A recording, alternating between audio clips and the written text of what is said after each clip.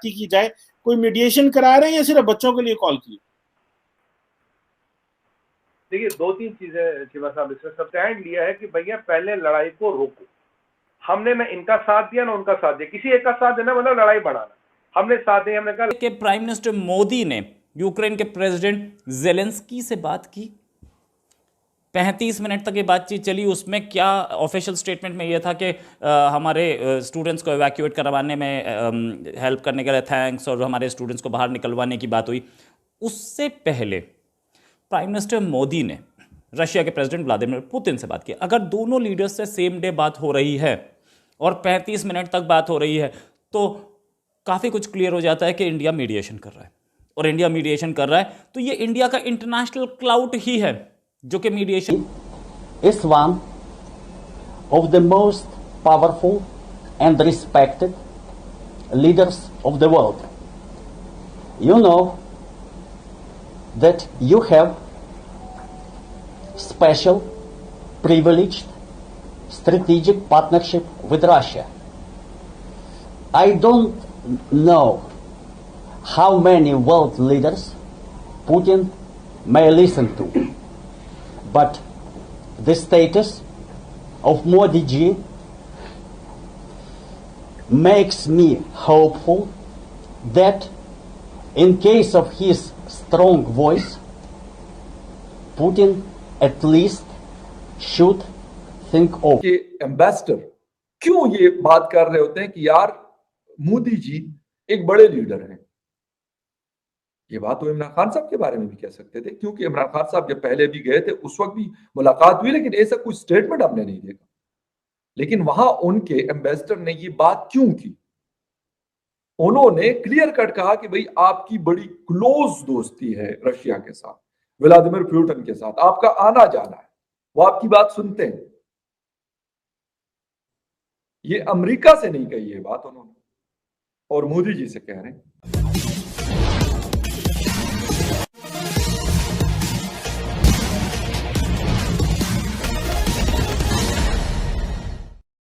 रूस और यूक्रेन दोनों देशों के राष्ट्रपतियों से प्रधानमंत्री मोदी ने आज बारी बारी से बातचीत किया और दोनों ने प्रधानमंत्री मोदी की मध्यस्थता को स्वीकार कर लिया है। इससे रूस और यूक्रेन के बीच युद्ध विराम की संभावना बढ़ गई है।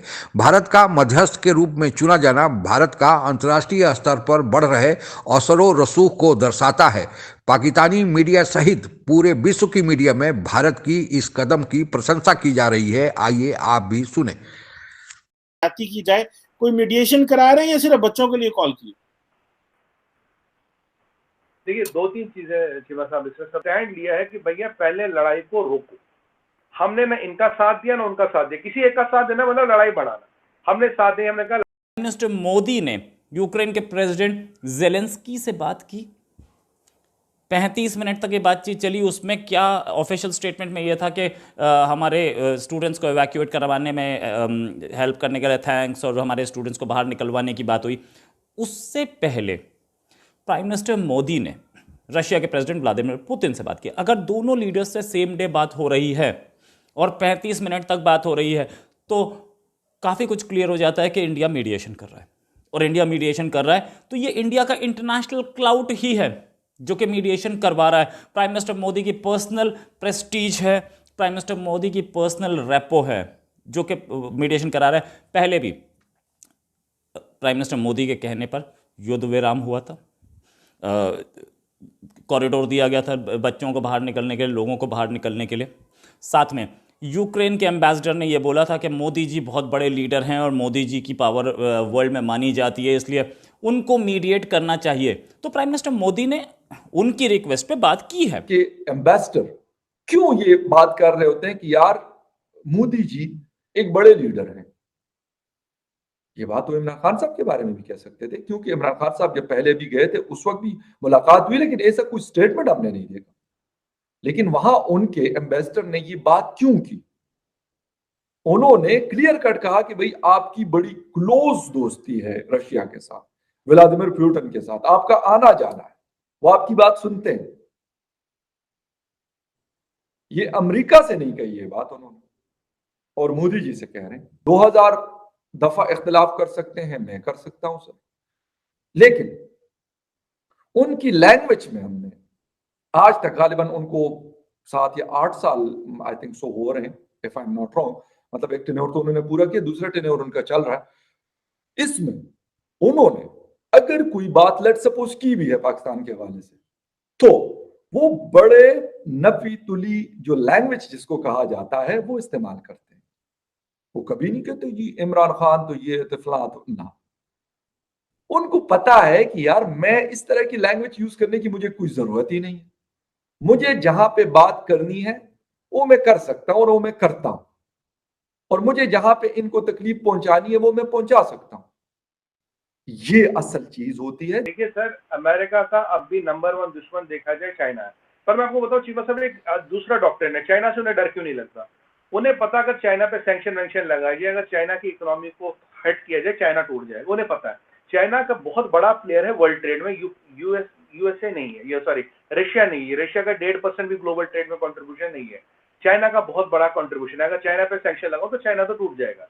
इनकी सैंक्शन वगैरह यहाँ काम नहीं करी। अभी मैं सच बताऊं, बाट जो है, गेंद जो है, गेंद पुतिन ये जो बाइडेन के पलड़े से बाहर निकल गई है। अमेरिका के उनका फोन नहीं आता, आपके पास चाइना के प्रेसिडेंट विजिट नहीं करते, व्लादिमीर पुतिन विजिट नहीं करते, और आपके अपने ओआईसी के जब सेशन चल रहा होता है आपके कंट्री में, तो उसके 5 कंट्रीज के फॉरेन मिनिस्टर इंडिया में बैठे होते हैं। ये सारी चीजें आपने ये भी बोला, पाकिस्तान के प्राइम मिनिस्टर ने ये भी बोला कि हमें कोई शुक्रिया अदा नहीं किया। अरे शुक्रिया कितना अदा करें, आपको बिलियंस ऑफ डॉलर्स मिला उसके बदले में। क्रेडिट स्विस ने साफ बता दिया कि कितना पैसा स्विस बैंक में पार्क्ड है, कितना पैसा वहां लगाया हुआ। आपको, आप जिसको फोन करते हो, जिस भी प्रेसिडेंट को फोन करते हो, सबसे पहले उसके दिमाग में आता है पैसा तो नहीं मांगेगा, तब वो आगे बात करता है। और आपका सिचुएशन क्या है? आप अपने आप को पाकिस्तान अपने आप को कंपेयर तो करता है इंडिया से, लेकिन पाकिस्तान की इंटरनेशनल प्रेस्टीज क्या है? इंटरनेशनल प्रेस्टीज आतंकियों को सपोर्ट करने वाली है। आप आतंकियों को सपोर्ट करते हो, आप अफगानिस्तान में गवर्नमेंट पलट देते हो, आप सब गड़बड़ करते हो, आप सब वो काम करते हो जिससे आपके अंदर के जिहादी खुश रहें। उसके बाद आप कहते हो कि हम इंटरनेशनल लेवल पे बहुत बड़े। लोगों को क्या पड़ी हुई है कि यार आपको यूरोपीय यूनियन ने क्या कहा, तो आपको अमेरिका ने क्या कहा, और क्या उन्होंने हिंदुस्तान को भी कुछ कहा? अगर नहीं कहा तो क्यों?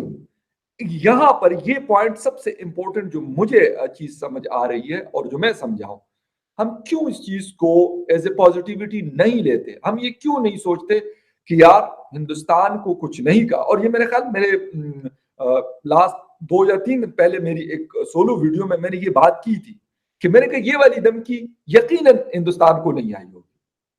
आप सुन सकते हैं उसको कि मैंने ये बात की है। खान साहब ने अभी की, मैंने उससे पहले की, कि ये वाली धमकी उनको नहीं आई। और क्यों नहीं आई, ये मतलब उस वक्त भी मैंने डिटेल में बताया था और अभी फिर बता देता हूं कि वो फर्क है, स्टेटस में फर्क है कंट्रीज के। वहां पर उनको पता है कि यार इनके साथ हमारा एक बहुत ज्यादा बड़े स्केल पे, लार्ज स्केल पे हम बिजनेस करते हैं इनके साथ। गुटनिरपेक्षता का सिद्धांत भारत ने ही पूरी दुनिया को दिया था। दरअसल भारत जब 1947 में अंग्रेजों के गुलामी से मुक्त हुआ तो भारत ने अपने विदेश नीति का मुख्य आधार गुटनिरपेक्षता को माना, क्योंकि उस समय दुनिया में जो देश थे वह 2 ब्लॉकों में मुख्यतः बटे हुए थे।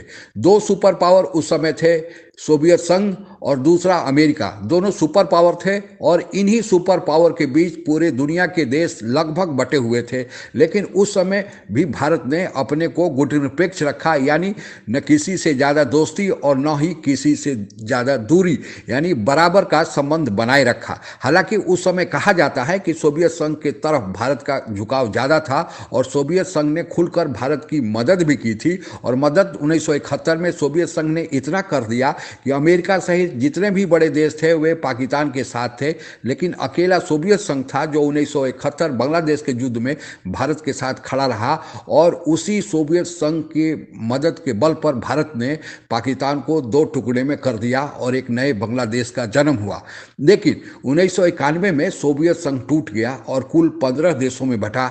आज जो रूस और यूक्रेन के बीच युद्ध चल रहा है, दरअसल यह पुराने सोवियत संघ के ही विखंडित देश हैं।